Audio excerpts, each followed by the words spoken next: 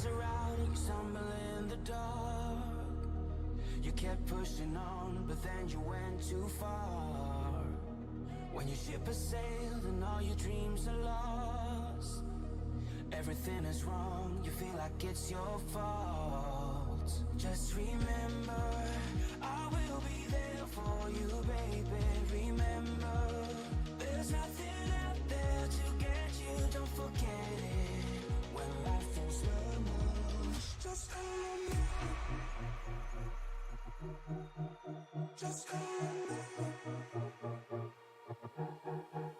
Just call on me.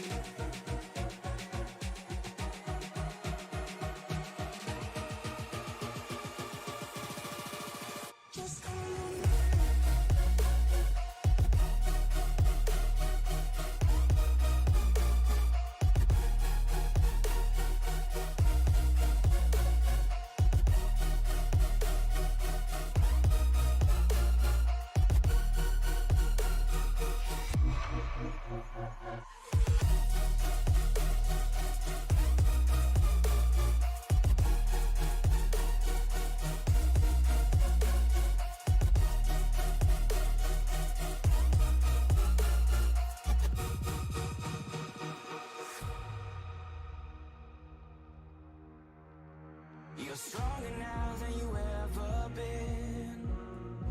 You gotta leave now, it's time to catch the wind. You will climb up high and look through the clouds. And when you're feeling low, I know you'll bounce back. Oh, and just remember, I will be there for you, baby. Remember, there's nothing out there to get you, don't forget it. When life throws lemons, just call on me. Just call on me. Just call on me.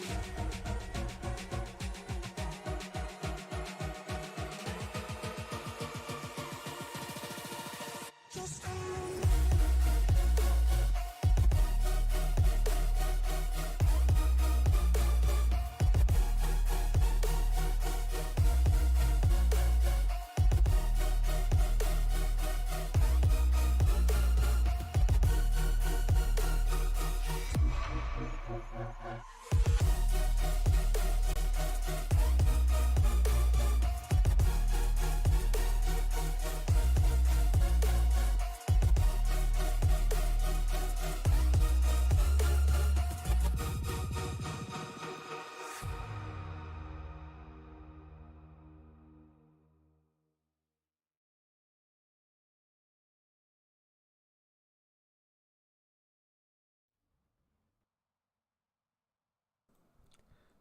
Good evening, ladies and gentlemen. Welcome to the Sim Racing Media Network.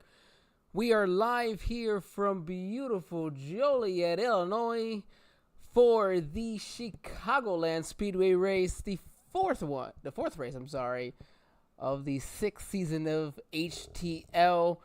Myself, Angel Santiago, my broadcast partner here, Alan Bergen. Alan, how are we doing tonight, buddy? Dude, I'm doing great. I'm pumped. I'm excited.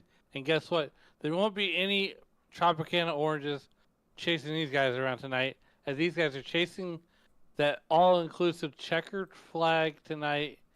And right now, the world's got to wonder, will this be the site of John Hagan's second career HTL Cup win?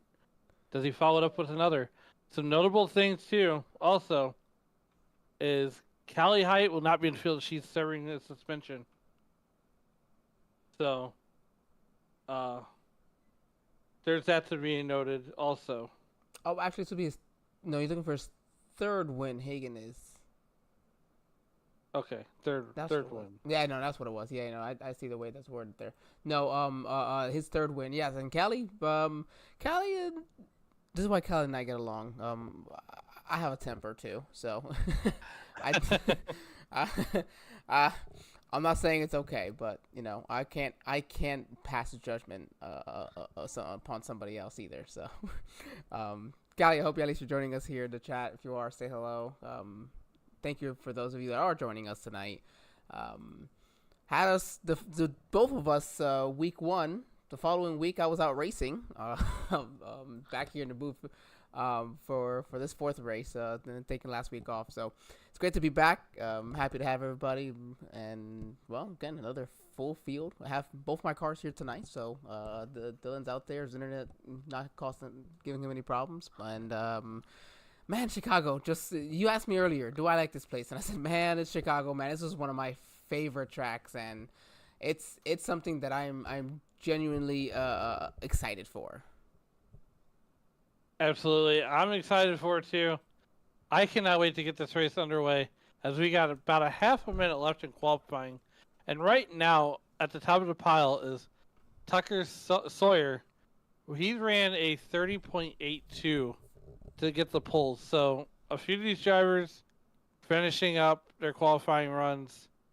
And, you know, like I said, Angel, I'm just so excited. I'm excited to be here with you. As if we could really quickly go over that weather real quick and just give these fans a chance to see what it's like here in Chicago, as it is, you know, a balmy 80 degrees with a 45% relative humidity. Now, keep in mind, we are in the land of Lincoln, and a 3-mile-an-hour wind, well, it's not too windy out there today under partly cloudy sky, and it is a 105 on the racetrack, so they definitely got the furnace cranked up on the racetrack. Well, if you really actually just look here, we have, and actually they're going out for their warm up here, so they'll just kind of get their evening started. But if you actually look, let's see here, 79 degrees is the current weather.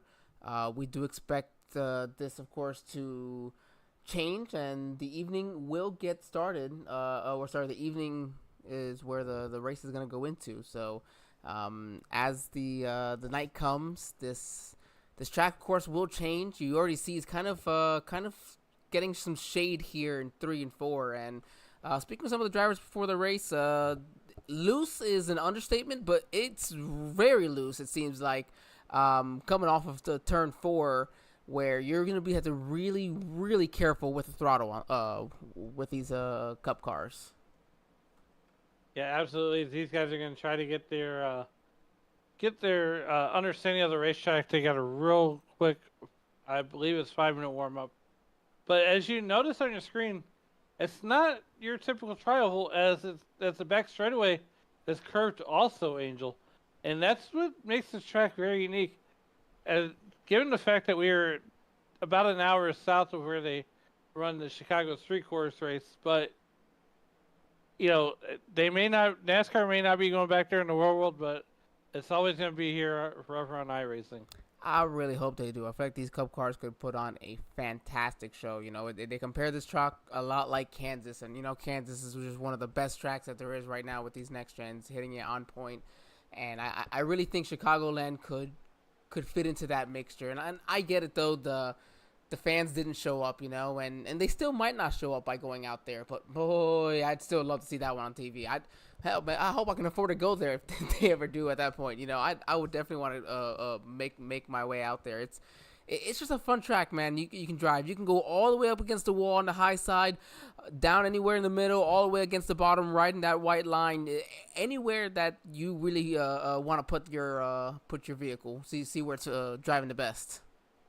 Well, I think Dale Jr. said it right when he did the infamous slide job call here, you know, at Chicago, and that was, you know, back when Kyle Larson just started driving with Chip Ganassi Racing. Yeah, that was a great one. Was it 2018, was it? I believe so. 2018 or 2017. Yeah, one of those two. Anyway, yeah, no, that was a great finish, and you see, that was just an example of, I think, what you could see here with these cars, just if they had an actual race going on. But luckily, we have it here on iRacing, the HTL Cup Series presented by Team Conti, of course, providing these setups tonight. And talking about the setups they have to provide, it's a 145 lap race. We're looking about maybe 43, 47 laps, somewhere in that range, possibly for fuel. So let's just say give or take maybe 44, 45, laps. That's gonna give you at least three, 4 pit stops that we're looking at. Assuming we're going green, it's gonna take some work here tonight. Yeah, these guys are going to be absolutely wore out by the time they get done with 145 laps at Chicago. Don't get it twisted. It may be a mile and a half, but it is very grueling. And then you add that high track temperature on top of that. These guys are going to be sliding these cars around, and I believe these guys are going to be able to hustle that car around the high side. Yeah, that's gonna be something that we're gonna be interested to see. The high side. You like to have that nice big run off the corners. So you can carry that momentum. That inside, you can kind of pinch them down there, really kill their momentum, especially off of 4. And you're trying to fight even harder. You want to get on the throttle faster. That's really where I think you're gonna see. We mentioned drivers losing it off of 4 because of that. Just that desperation, trying to get back on the throttle as quick as you can, because that's a long straightaway. A lot of speed to be lost there. Yeah, absolutely. And to drive that point home, it's just gonna be one of those things where throttle control. I would be remiss if I didn't say these guys are going to be at least 3/4 throttle or maybe even half at the early stages of these runs.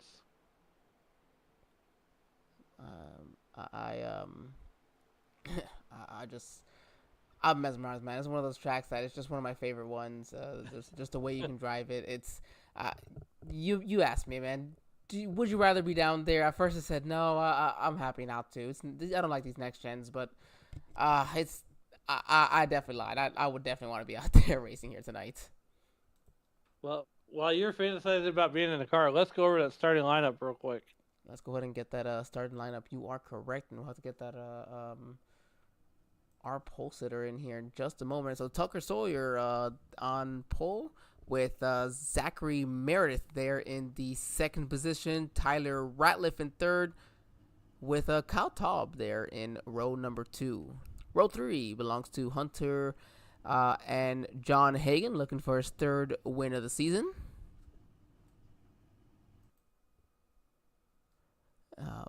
Apologize. He's Jeremy Barrett and Seth Wansing in row 4. Eli Sasek and Mark Kissenweather in row 5. Row 6 belongs to Kalen Height and Dale Markowski.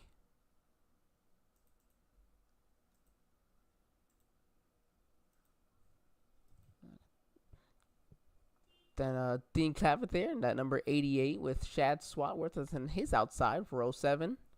Row 8, Lily Sharp along with Jonathan Adams in and the outside of row 8. Josh Gaiman and Blake Henderson in row 9. David Smeal and Josh Arnold will make up row 10. Row 11, Richard Odie and Zachary Apperson with Patrick Oberstadt and Alfred Denny there in row number 12. Take us away here for the rest of these, Alan. So it looks like we got starting 27th is David Wright. Josh Sluicy starting in that 28th spot. 29th will be Dustin Hall, and rolling off 30th will be Matthew Boone. Bailey Thompson roll off 31st. Valdemonte Dotson will roll off 23rd or 32nd. 33rd going to Austin Mangold, with Ross Baxter rolling off 34th. Rolling off 35th is Elias Flores. Kevin Gibney Jr. will roll off in that 36th spot, while Carmen Sienna will start 37th. Starting 38th will be Gary Donaldson, and rounding out your field, riding shotgun, will be Dylan McDonald. All right, we'll go ahead and pull this off here. See the iRacing.com pace car, that Mustang, getting ready to get these drivers across for the 1 to go mark before we go green flag racing to go for 145 laps here at Chicagoland. That's a lot of laps. It's going to be tough for some of these drivers. I mean, 145 laps. I mean, look, this league is good, and these talented drivers are, starting to. These guys are very capable of pulling off a flag race. And you see Dylan McDonald coming up as the 090. Even though that I'm not in the session, I think it's still registered for 90. So that's probably what's giving us this number problem. So we apologize, but he's in that number 90 here tonight, everyone. Alan, we're getting ready to go green. Lights are off. Lights are off. This is the moment we've all been waiting for. Angel, it's time to pull them belts tight one more time. Actually, right there, almost forgot to mention Tucker Sawyer with that Team Conti. Team Conti setup. That'll give him a track record for HTL here in their 6th season. The iRacing.com pace car gonna head down pit lane. They're getting ready to go green flag racing to the Geico restart zone. We're green flag racing. That number 95 Toyota's going to take it to the green with Zachary Meredith on his outside in the Ford Mustang. They're going to dive down into turn number 1 here. 2, 3, and 4 wide even. We are already 3 wide here coming out of turn number 2. We are 4 wide coming through there. And that's what this track offers, a lot of room to move around. Oh, Meredith, big slip up through the middle there. He's going to go from 2nd all the way back, going to get almost outside of the top 10. How much more he's going to lose through here? 3 wide, he's losing a ton of spots. Big slip up to 3 and 4 there. Look at how much you can lose in just one, or just a half a lap, really. Not even a full lap. Wow, really loose there as well for the 62 in front of him. Whoa, David Spiel Jr. gets a little bit loose. Coming out of turn number 2. Angel, did we mention it at 145 laps? It's 145 laps, but you know what? Doesn't matter. The cars aren't telling you it's 145 laps. They're telling you I already don't like the way this thing is driving right now. But that's just how it is. Chicagoland's not meant to be an easy track. There's nothing that you can do except try to get something that's going to last in the long run. And these drivers did say it gets nice and it does get very tight in the long run, especially as the night goes on. So we'll have to see how that can, react. But you got to get to that point as well. And Angel, there are already cars up on the wall testing that outside line. There's cars in the middle, on the inside. Heck, we might even see him get on the apron. Hey, on the down the front stretch, I can definitely see that happening.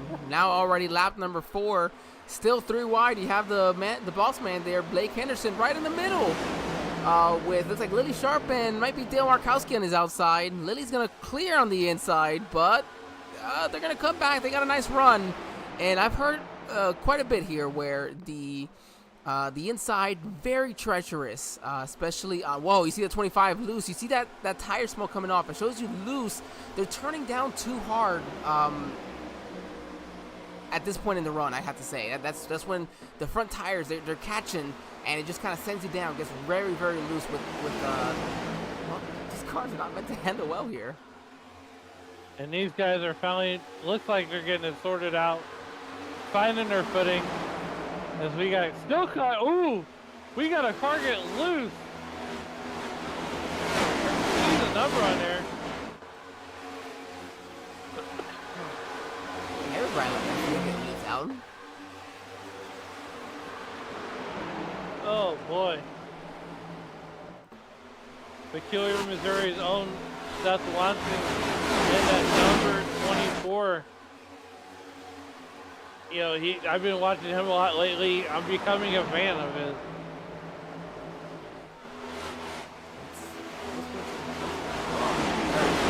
Right now, Tucker Sawyer, though, with that clean air in front, he is just doing a great job putting down some bad fast laps. And right now, with how hard this track can be, not many drivers are where they started. Most are not. But right now, Tyler Ratliff is just hunting down that number 95. And right now, Toyota 1, 2, 3 as well. Yeah. What about Caitlin Height there in that number 3 car? All the way up to 7th right now. Up 4 spots.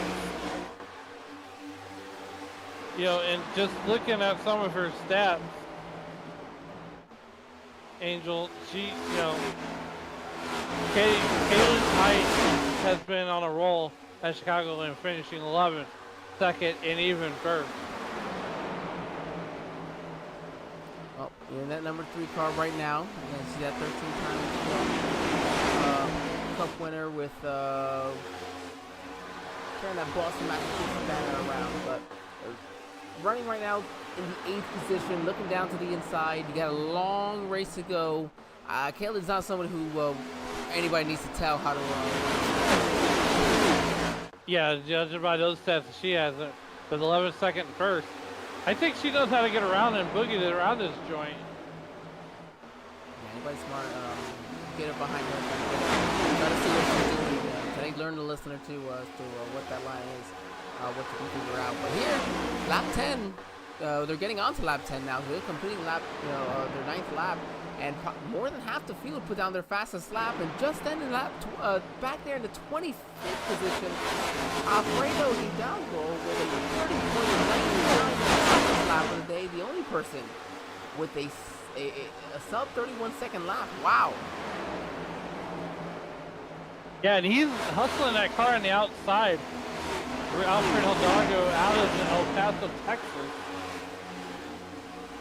El Paso native. Making it happen.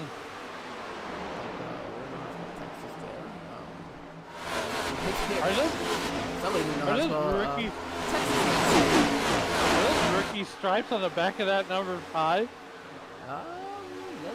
They look like rookie stripes. Let's jump on board. Yes, that is rookie stripes in the back of the number 5. Want to remind everybody when we get to the stage breaks, there is no caution, but the stage points are awarded. And Angel, I wish NASCAR would take that and apply it from this league to the real world. I don't mind the stage breaks, but boy, if there's great racing going on, we're interrupted by the cars from flying. It's yes and no on that. And with this, everybody, actually, we're gonna be right back. We're gonna take our first break of the evening. Just the first break with Team Conti, though. Don't worry, we'll be right back. Thanking them. Hold on.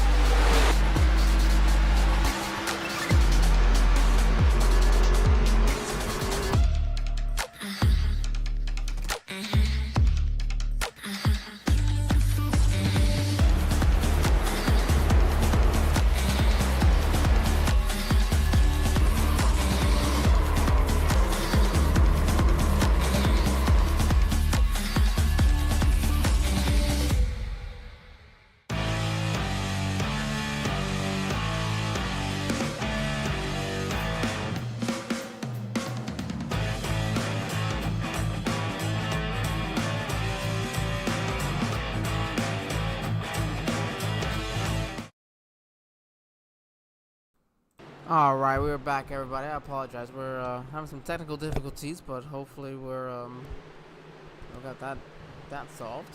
Aside from that, as soon as we got figured out, look over. We got our first caution break here of the evening. That's something quite all right. Lap number 15 sees our first yellow of the night. Let's go ahead and check out exactly what happened. Hold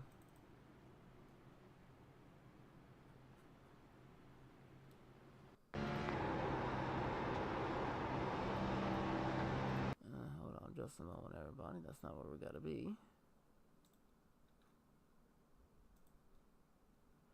He's on board with her already. So looking over at number 22. Oh, we're wrecking right before him already.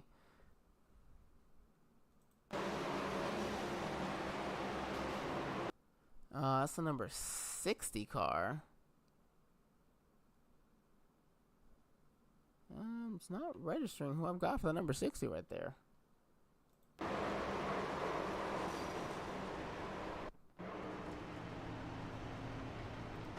Oh.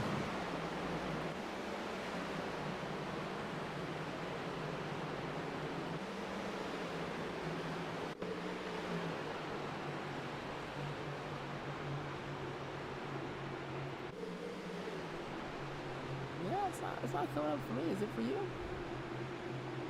22, it looks like it's a little bit loose. It goes for the spin cycle.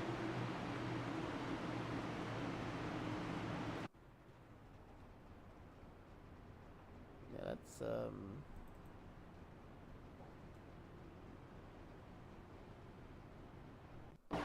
it out again. It's really just gonna be right in front of him, though.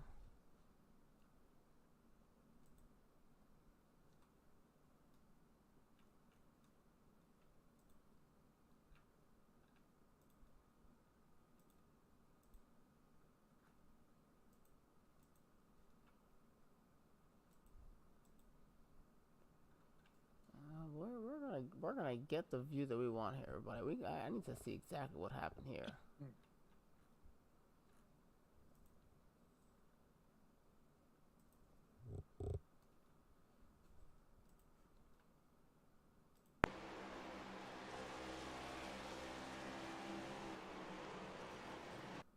No, that's actually the 38 that's gonna get loose. This is Ross Baxter. He's the one that's gonna get loose here off of 2. Very, very easy to do. Still early in the run, and netcode is really gonna do the worst of it for that car right in front of him. He's gonna take out the 22 as well. Oh boy.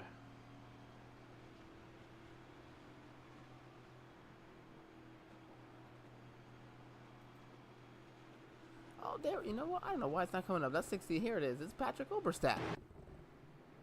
That's one who's going to get the raw end of that deal.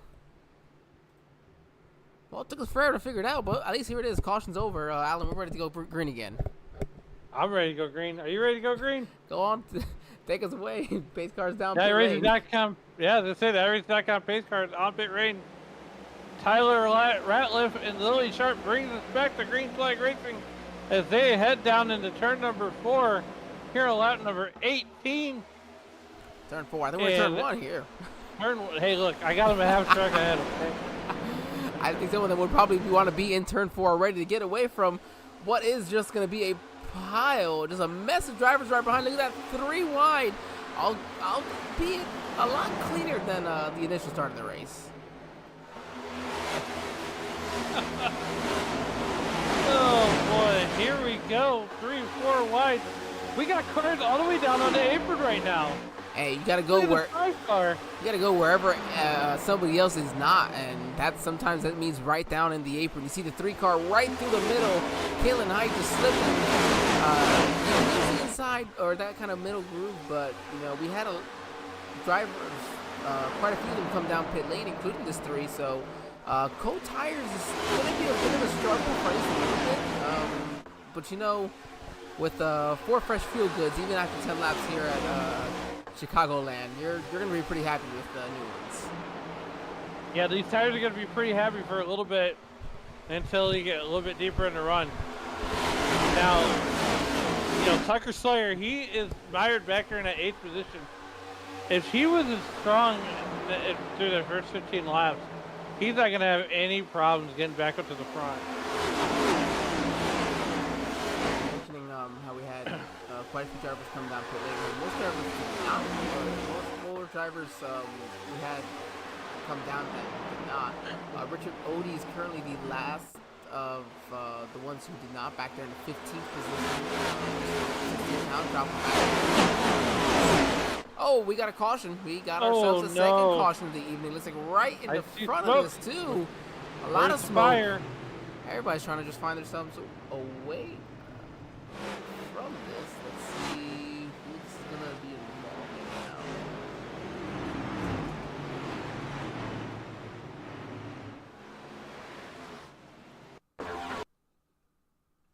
All right, let's take this over to, I think I was seeing it was the let's see, was it Jonathan Adams? Okay, let's see what all happens here. Got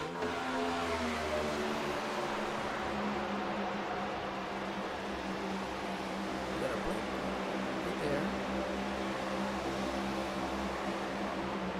Oh man, we have the 21 checks up for the 83 in front of him, and the 91's giving him plenty of room. The 91 says, okay, well, let me go ahead and go a little lower. Oh, and it just sends him down. Done some free landscaping. I thought that would be fine, but no, that wasn't the caution. Hold on, no, that was not the caution. Hold on just a second here. One moment, everybody.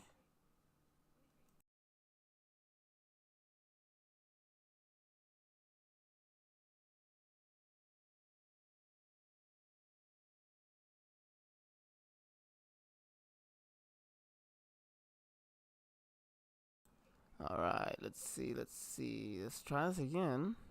Looks like maybe Lily Sharp was involved in this one here. What's happening this time? It is not pulling up. Oh, outside, 3 wide. Oh, comes down after getting into the wall. There's The one. Dustin Hogg is taken out. Oh, he's trying to hold his tires, but somebody's gonna get taken out in that one too. Let's see. Hold on, just a second. Oh, the 42 nowhere to go. Bulldozed right through. Wow.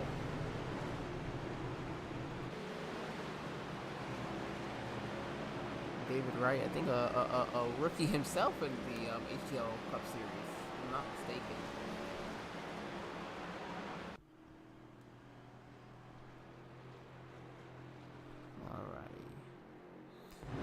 Well, you did say you liked the number 24, Seth Wansing, and here he is right now in the lead after, well, 22 laps, about to complete 23 laps, and he has not taken tires. The top 5 actually did not take tires.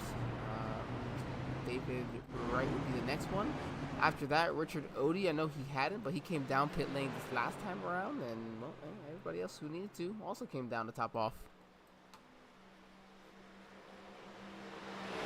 There's Richard Odie in that number 78 car. Doing a little throwback to Martin Truex Jr. when he drove for Furniture Row. Yep. So they're getting ready to go back green flag racing. I'll tell you this one, Chicagoland's got some pretty quick caution breaks. At least that's a nice break. Although it takes us forever to figure out what's happening on with the actual caution itself. And as always, please make sure you like if you're with us. If you haven't done so yet, yeah. If you haven't done so yet, hit those bells, subscribe, hit the like button, smash the share button, as these guys get ready to smash the loud battle, coming out of turn number 3 right now and headed towards the Geico restart zone. Let's jump on board with your third place driver, Carmen Sienna, as they come across the line.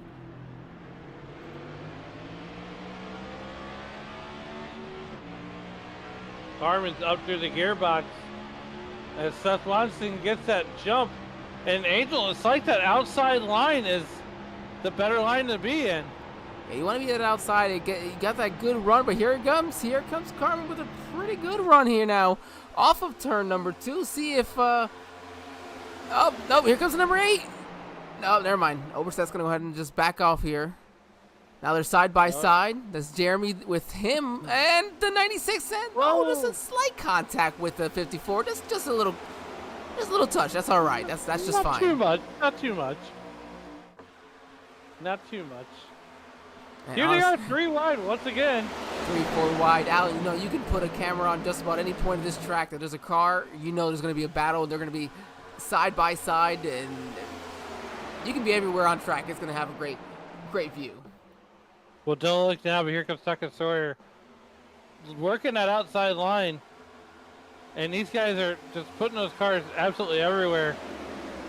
As John Hagen goes to the inside, hits the apron, comes back up. And there's, wow. Carmen Sienna going to the outside, right in, we call that banging the boards, but there's no cushion. That is amazing. We're trying to get as far out view so everybody can see. This is a great battle that we're seeing on track, and again, just more of what you can continue to see here at Chicagoland.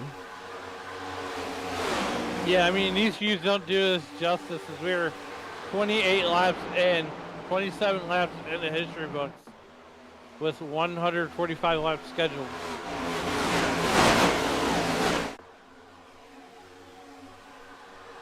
Oh, Oberstedt grabs a little bit of the wall. That's all right. They're going to be 3. Blake Henderson looking to go low. He's like, oh, take a 4 wide. Somebody's in the wall a little bit. They'll have to try to figure this out. Each is in the wall. Man, goodness, look at this. Your top 7 cars, 5 of them are Toyotas, 2 Chevrolets. However, the other 2, one of them's leading and at least the other one's in 3rd. And here comes Peach wanting to do it again on the I side. Trying to get that outside rolling. That's Hunter Peach. And here comes that 74 car abroad. Oh. Oh boy. Meanwhile, while all this carnage is going on, Seth Wansing has set off the afterburners. Yeah, he just put on his fastest lap of the day as well. Again, now this is lap 30, yes, and we've had some cautions, of course, in between. But he's not pit, guys. He is not pit. He just put down his fastest lap of the day. So, in his eyes, anybody who's pitting, taking tires, they just wasted a set of tires. I agree. Jeremy Bra as well. He just put down his fastest lap the previous time, a 31-second flat. By no means are slow time. So, these guys they're all putting down their fastest laps. And Carmen as well. Granted, Hunter put down the fastest lap of the day at 30.83. I'm not sure anybody's been in the 30.80s to this point, and he's in the low 30.80s. So that's pretty unreal right there for Hunter. And again, another one of those Toyotas joining the front of this pack. Showing out Hunter. Yeah, the Toyotas have brought it here tonight. As Seth Wansing, you see Seth Wansing just outside of your view. But here comes Hunter Peach trying to get something going on that outside line. Maybe he knows something that they don't know.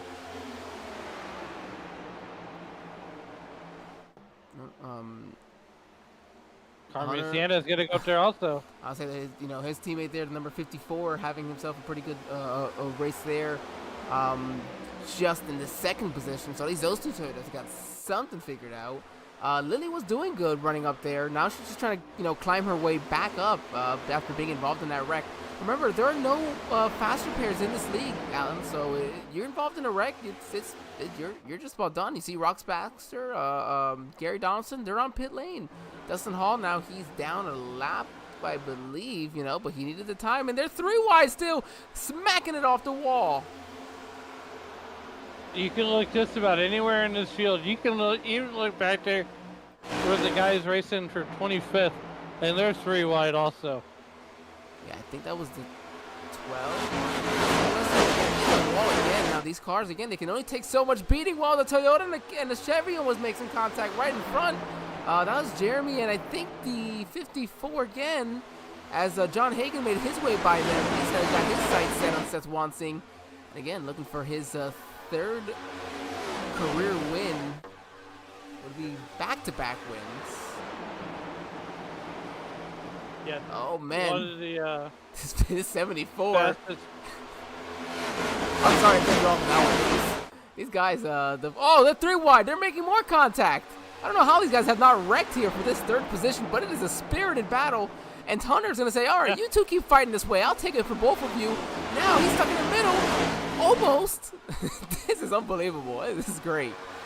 Hunter Peach getting a 2-for-1 special there momentarily. Well, he's working under his teammate there now, Tyler, and Tyler's going to go ahead and just let him on by.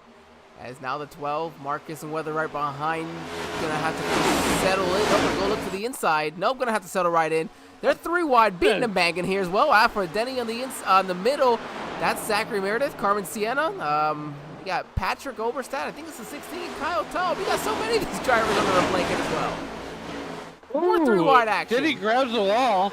Denny grabbed the wall. I think Sienna, the 16, grabbed some of Denny there. They're want some Reese's, I guess, in the middle of this race. Oh boy. I think we got some car. Oberstadt must have hit the wall pretty good there. Counter that as a These guys are true talent of this race and of this series. There it is. Look at this beauty coming off of turn number 4. They're 3 wide. Blake Henderson with a great run. He's going to go right around them. Oh, take that spot. We had a car on the apron. I gotta go back to the far out view. I want to see the good look of the paint schemes, but man, they're putting on such great action front and back of this pack.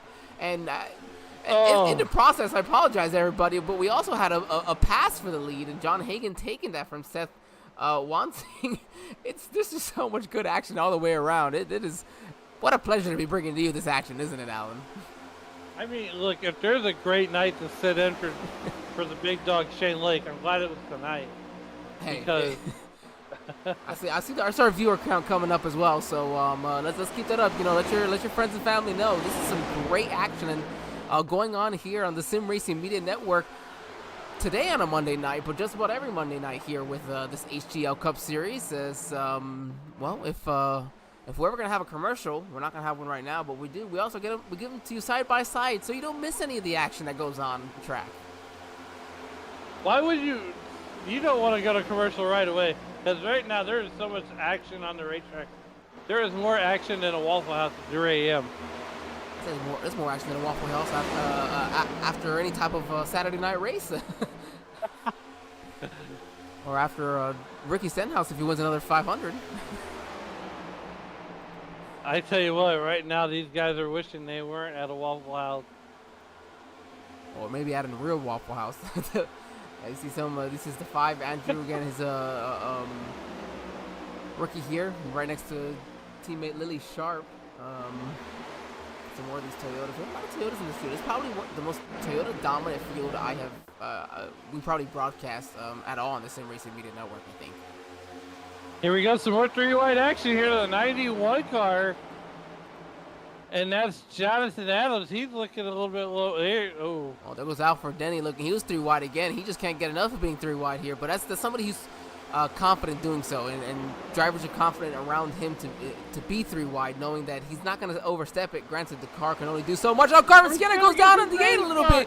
Wow, great driving ability on the 8 to not just wreck himself and the 91 and the entire backfield behind him. Great job there, Steven. Oh boy. That even made me jump up an octave. Oh, as Alfred Denny continues to bleed positions right now, he's going to get out of that mess momentarily, regroup, and try to make another run at it. And let me mind you guys here, lap 43 we're on now. For those who did not hit on either of those 2 cautions, now I have to imagine that we're probably somewhere in the next 55 lap range, maybe giving an additional 10 laps they were saving, probably 50 to 55 for them to have to come down and then top off. They'll come, of course, get 4 fresh field goods, and we'll have to see, does that bring down the rest of the pack, as it'll be you'll be within 10 laps, probably, assuming with fuel for those that did come on lap 15. So, maybe a little bit more. They had a caution after that. Well, Zach Meredith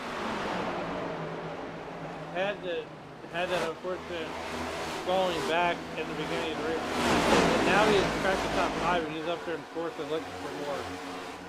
Bailey Thompson just had a little bit of a slip up. Was in the 18th position and then just went off track. I don't think any damage, just gonna lose all this spots. But hey, you rather make it out of here with no damage, or make it out of a situation with no damage. But man, this is a dogfight back here for 20th on back. Oh, we're 3-wide once again. Here comes the 81 car. Goes underneath the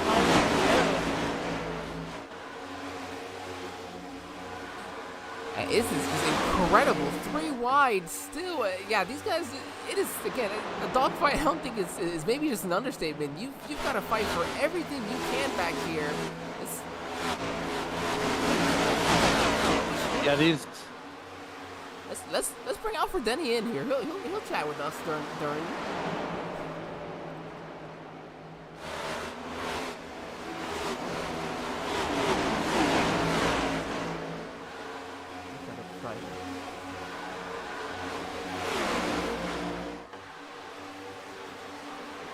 Al, this is Angel and Alan in the broadcast booth. I hope we don't screw you up too much here, buddy. How you doing?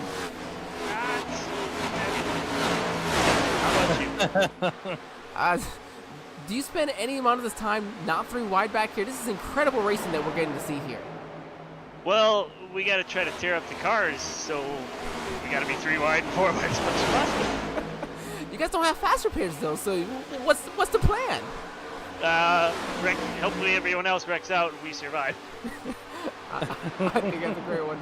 Al, we're enjoying this. We're loving the views that we're getting. We'll send you on back. Have fun there, buddy. Will do. Oh man, that's says there everything in his voice.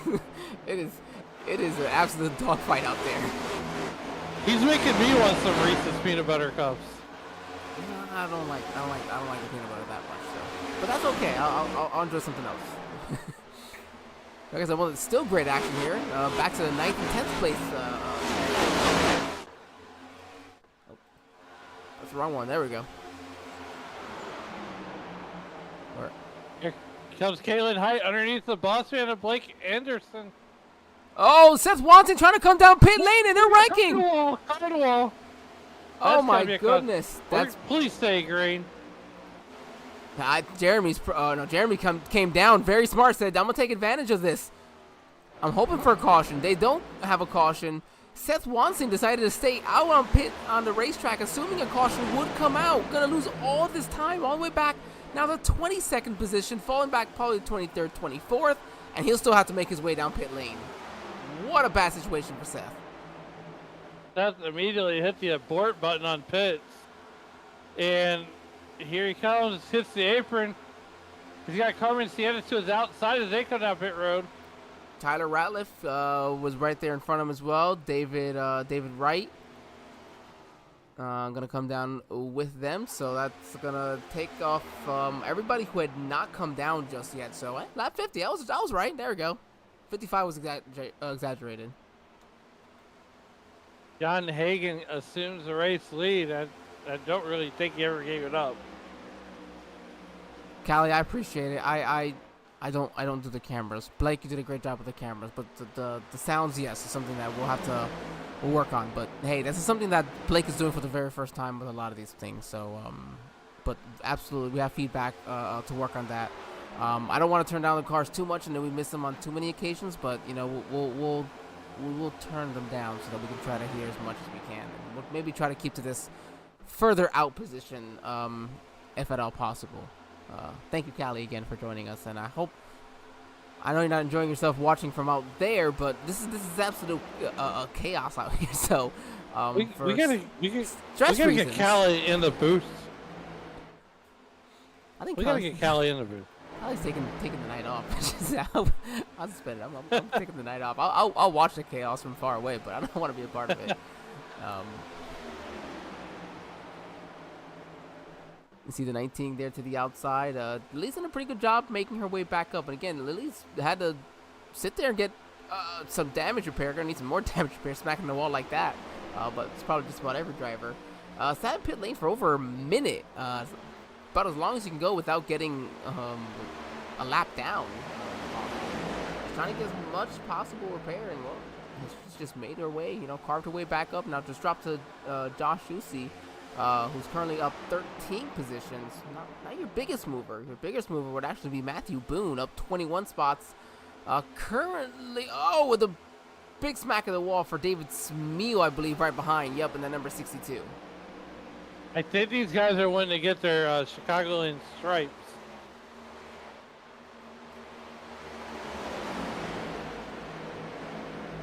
Callie, you are absolutely welcome to join us, as long, of course, we'll keep a correct thing, a correct, I guess, mindset for those who are watching tonight, the family, I guess, or kids.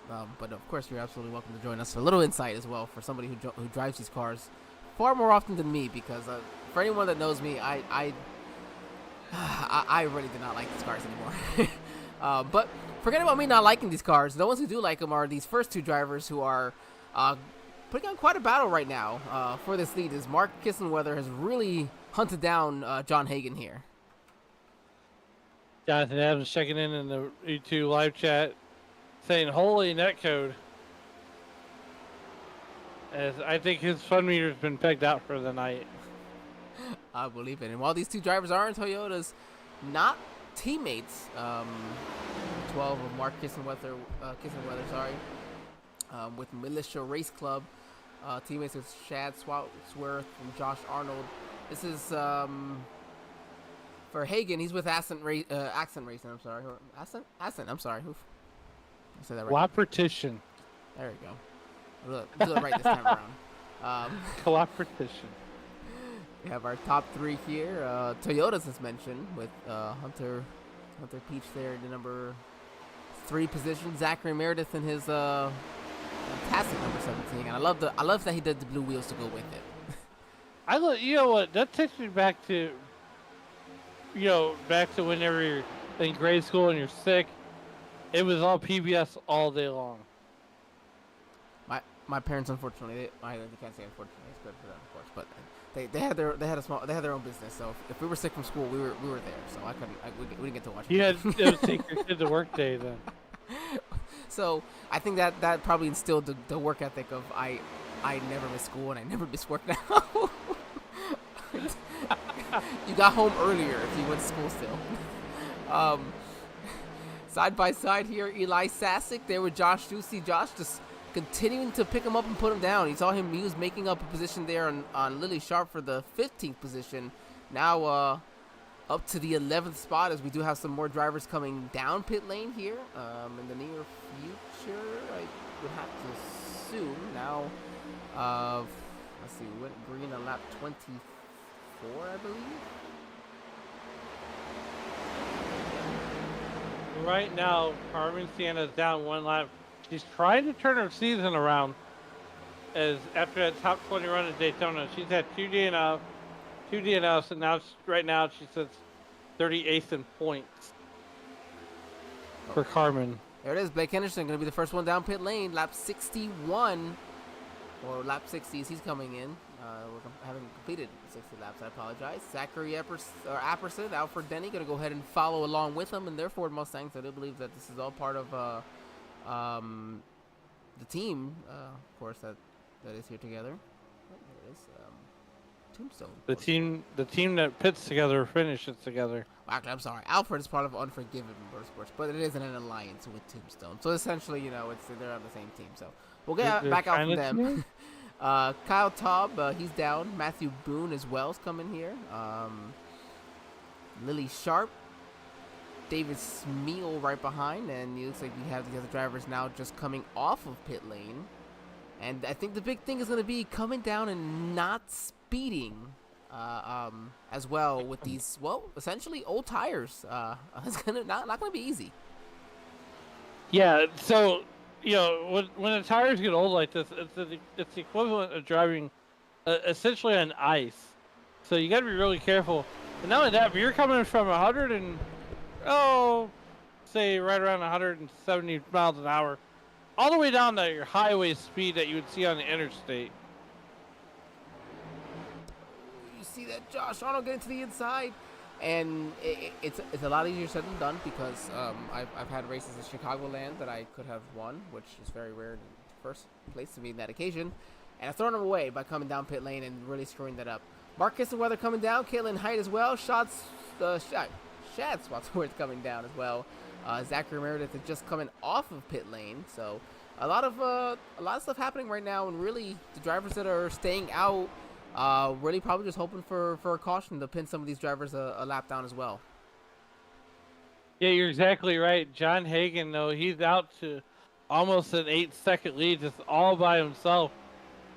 Tucker Sawyer is in near his car, like I said, 8 seconds behind John Hagen, and he's doing John Hagen type thing, being Mr. Smooth out there right now. An incredible 8-second lead right now. Right, just incredible. And again, we had a lot of drivers coming down pit lane and a lot of change around. But let's not forget the fact that Tucker was your pole sitter here tonight, and Josh Ducey going to make his way around as John Hagen finally going to come down pit lane on lap 65 here.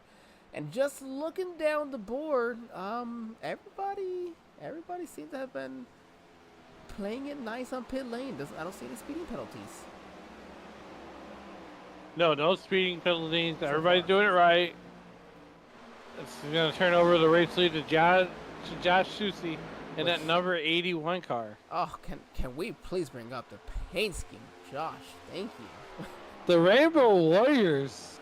Rainbow Warriors. What a beauty that this paint is. He's gonna make his way down pit lane now as well. Gonna bring in Josh Arnold, Dean Clavin, the number 88.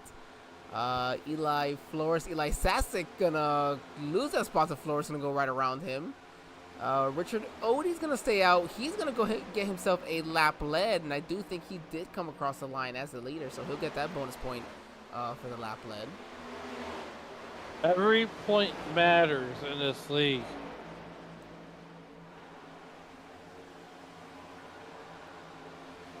Even the smallest of mistakes on pit road can make or break your season, especially when it comes to playoff time. Every driver has that one moment in the series where they say, man, what could I have done different in those first races of the season to set myself up for success? Looking here, I'm starting to get a little distracted, but Odie's still actually out there. I thought he was going to come down pit lane, but he's not pit just yet, actually. He wants to get some more bonus points, but here it comes. No, he's No, that's a lap car. Yeah, okay, he did pit on the previous caution, actually, the lap 22, and all these people all these drivers come down previously lap 15. So that's what worked out for that. Drivers right now, I can tell you, who are hoping for a caution, of course, is Richard Odie, but not just Richard Odie. You're gonna go down here. We're gonna look at the number 74, Jeremy Brault. You saw him come down pit lane early when he thought that caution may come out. Try to take advantage of it. That gave him the advantage to kind of jump all the way up to the 4th position.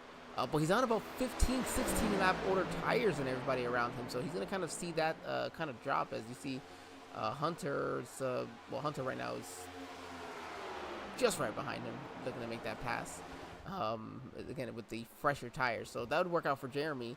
But the bigger person that's helpful would be Dustin Hall, who has also not pit. He came down on that previous caution with Richard Odie. Oh no, actually here comes Dustin Hall. And here comes Odie now, finally. Lap 70 for him. Yeah, he says I've had enough. We're going to come down and get pit road, hit speed. No mistakes on pit road for Richard Odie. He's going to make his way in. And as Richard Odie makes his way on pit lane, we're gonna go ahead and welcome our. You're not banned tonight? You're just suspended, right? Just suspended for tonight. Oh my goodness! And then a caution comes out. Thanks, Callie. That's the Cali experience. Is that the curse of Cali? I can't. It is not an uncommon experience when I'm around a racetrack. Oh my goodness, I can't believe that. And on top of that, I do have to apologize to everybody. We actually forgot to even mention the stage break. We're having so much fun with all the racing out here that we forgot about the stage break. So, oh goodness, all right. Well, let's go ahead and see what happened here. Hold on. Callie, we'll come right back to this. This isn't good. I see what the problem is. Oh, Joshua Gaiman, he just gets loose off of 2 right in front of. I couldn't see exactly who it was, but That is overshot. Dante Dotson in the 47. I don't think he got him very much. He just got a piece of it. yeah, it was just enough to bring that caution out. Man, I tell you, Odie probably was saying, man, why couldn't Dustin and Odie probably wish that caution came out just a lap earlier? That would have really worked out for them. So while we're here, oh, here it is. We're gonna have quite a few. Also, whoa! Look at the fake out. Big fake out. Kiss the weather. Kiss the weather. Big goes with the pump fake. You don't have the same rules on iRacing quite as you have as in real life.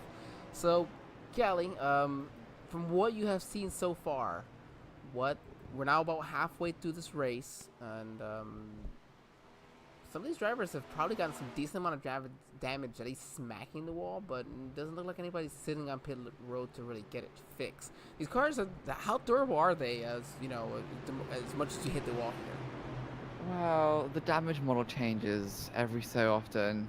True. You can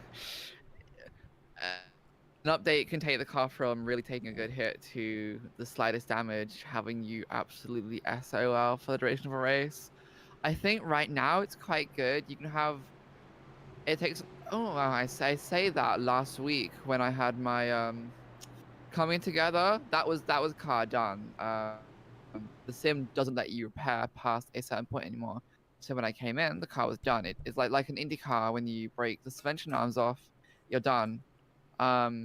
So there is now a limit to how hard you can push these cars in a physical sense, in collisions. I don't think any wall hits tonight are going to be bring that out. I can't remember who was coming to the pits. There was a commotion there, and some cars got together and hit the wall.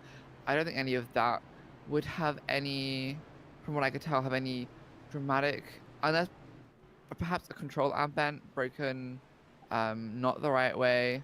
That does seem like it's very minor damage in the grand scale of things and could be fixed during, say, a caution, which we have right now, which are a dime a dozen now that the stages no longer award cautions to the race. You went from at least 2 cautions in a race, 2 periods to correct damage, to whatever you can get. That's a great point. I hadn't brought that up. Is the loss of stage cautions is right. It has taken away that opportunity to gain some of that damage back. And now you just have to hope for these to come up. And granted, this is our 3rd one, but we mentioned these. Callie, we're already ready to go green. These caution laps at Chicagoland go quick. Let's see how it's green for this time. All right, iRacing.com. Pace up. I'm sorry, I'm gonna cut you off. So right now, John Hagan and Kisselweather are on the front row. They head to the Geico restart zone. And we are back to green flag racing here on lap number 75. Now, Callie, I want to point out the schedule right now. So we're in Chicago. Next week we go to Road America, and then we go to Talladega. What's the approach that you take to a track, say, like Road America? Road America is my bread and butter. The only times I have achieved top 5 finishes in the HTL Cup Series is on road courses. The Daytona road course, back when the Truck Series existed 2 seasons ago. Road America, I had a strong run the last time out, which was again 2 seasons ago. Watkins Glen. All these venues where there are right turns. Oh, car loose. Peach saved it there. But all these venues where there are right turns as well as left turns, I have an advantage over a lot of this field. So I go as fast as I can. I do the best that I can. Again, no cautions there at all. No cautions at all during. Sorry to cut you off there. No problem. But there are no cautions at all during, which we're used to now with these stages. But road courses had no cautions at all. So it's you, the car, the track, the best you can do for a good hour and a half straight, and it's tiresome work. It's very physical. You leave the track at the end of the race if you can make it that far with quite sore arms if you haven't been stretching. So it's an endurance race. There is some strategy. It's very minor strategy. It depends on if you spin the car, if you hit the car. Your strategy's kind of out the window there. You just kind of pick up the pieces. These tires work in very different ways on road courses versus a oval, as you they last longer to a point. To the point. You'll only really do one tire stop during these road courses, unless you spin the tires and burn them a little too much on the rears. As long as you keep the wheel hot and the wheel spin down, they're pretty forgivable. 38 laps for Road America next week, actually. So That's about, it's a 2-minute lap time, I think. It'll take 2 minutes and a bit perhaps. So that is 38 laps. That is about an hour and a half. It's what they go for on our road course events.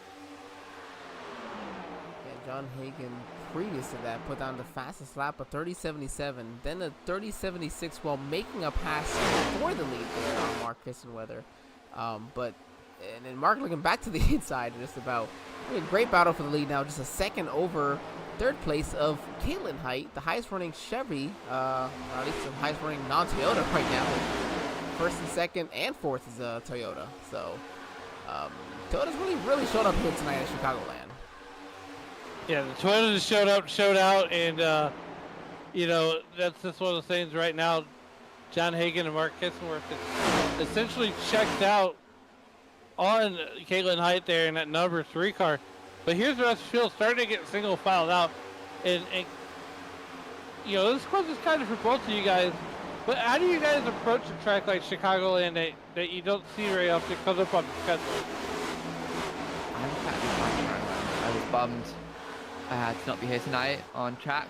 I did well here last season.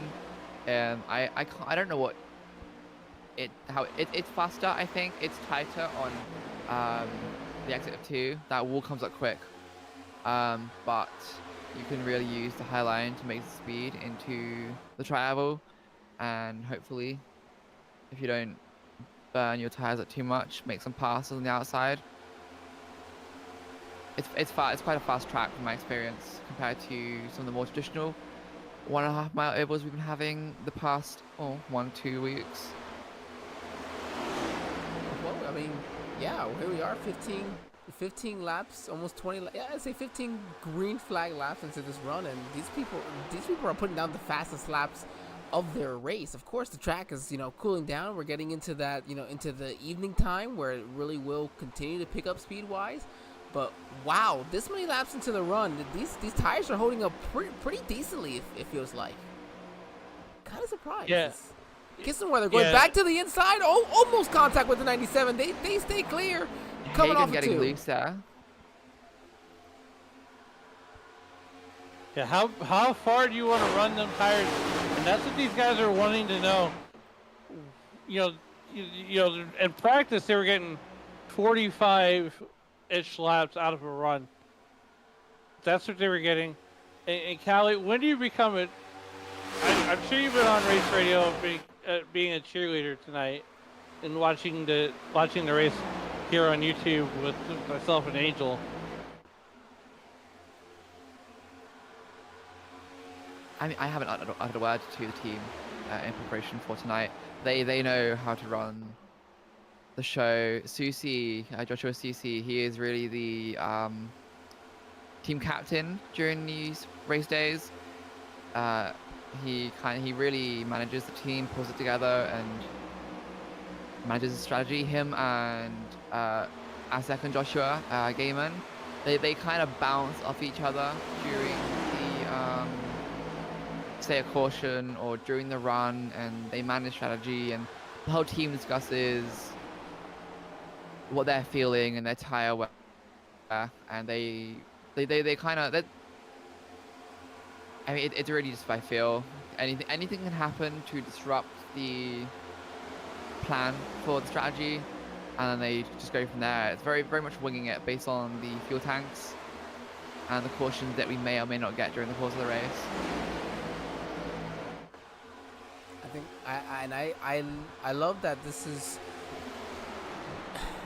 because your team, Callie, it's been together overall. The nucleus has been pretty much the same for at least a couple seasons now, hasn't it? This is our 3rd season with some drivers. Me, Kevin, and Joshua Cece have been a part of Lady Liberty for this is now the 3rd season. Caitlin and Gaiman joined us at the beginning of last season. That was kind of pieced together late. I believe it was late 2023. We started pulling them in during the end of I believe it was Joshua's Susie's first championship season. So towards the end of the season, that was when we were really forming the super team, as it was, the mega team, the 8 charter car operation. And then as that season came to an end, and we went back down to 4 charters, we kind of we retained the best drivers from both teams, and consolidated our efforts into one. I would still call it a super team in terms of the average performance of our drivers. And like you said, the nucleus there is strong. They bounce off each other really, really well. They hang out in their free time. Friendships have been formed in the creation of this team, and they spend a lot of time together.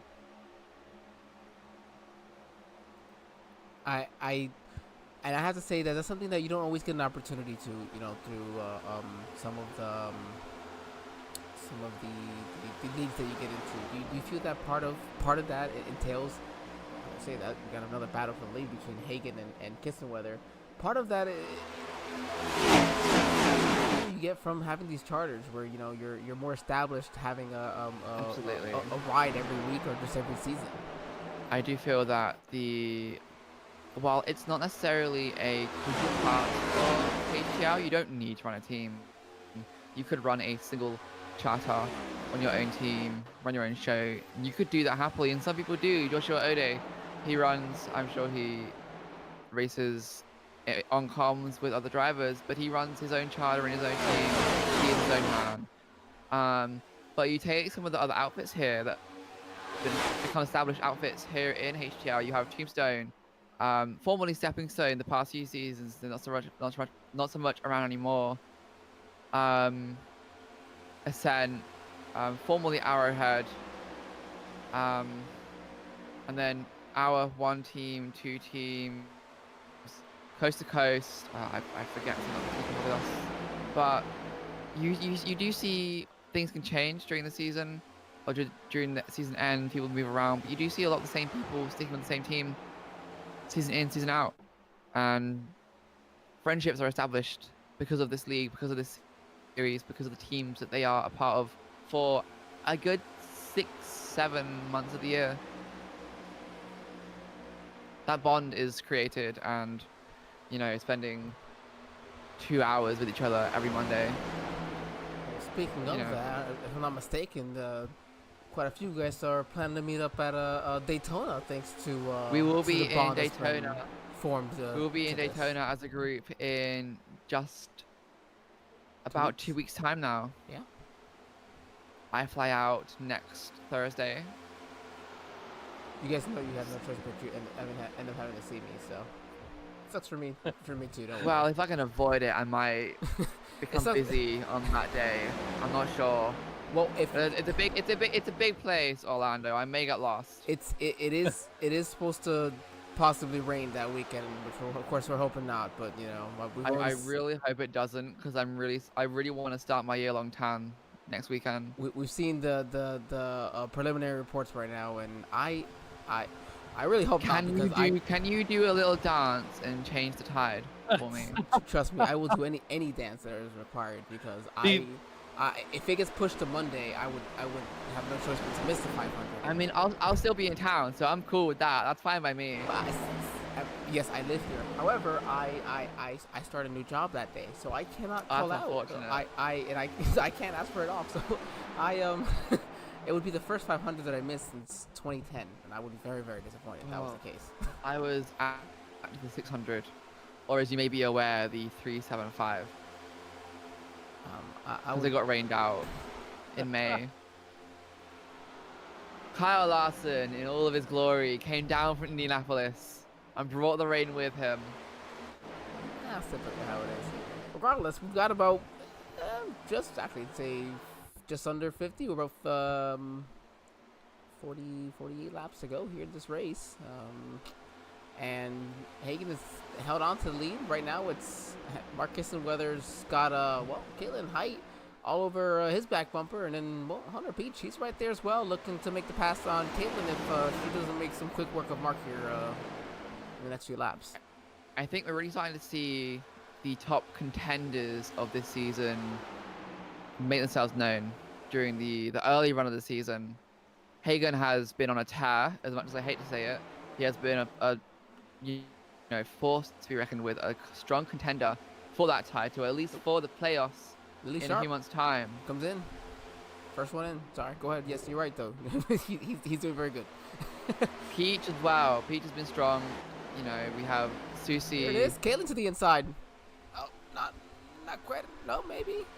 Almost there. Susie picking up the slack of his first few absences. Caitlin always strong, always a contender. Daytona 500 winner this year. And then Kissenweather, I do not know much about, but he has always been up there, as far as I can tell. I'm usually focused on my own race. I'm not always aware of what he's doing, but as I say that, he scrapes the wall. Kissenweather has been doing pretty darn good this season. Yeah, I would definitely have to say. It is a rookie season for him, but he's a contender for Rookie of the Year.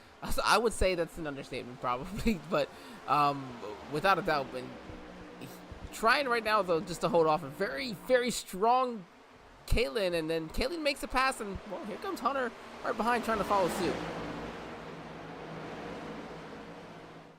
Yeah, Caitlin Height gets that second position, and now has set her sights on John Hagan and looking for more.